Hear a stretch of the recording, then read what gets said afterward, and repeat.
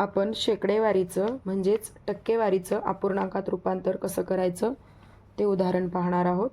आपल्याला 40% अपूर्णांकात रूपांतर करायचं आहे। आपण दिलेल्या सूत्राप्रमाणे मांडणी करून घेऊया। 40/100, 40ला आणि 100ला 5ने पूर्ण भाग जातो। 5 8 40, 5 2 10 आणि 20, शून्य जशास तसा 20 उत्तर येतं। 8/20 असं उत्तर येतं। 8ला आणि 20ला आपल्याला अजून भाग घालवून लहान करता येतं।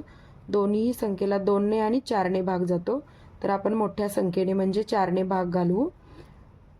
4 2 8 आणि 4 पंचे 20 म्हणजेच 2/5 हे आपलं उत्तर आलेलं आहे।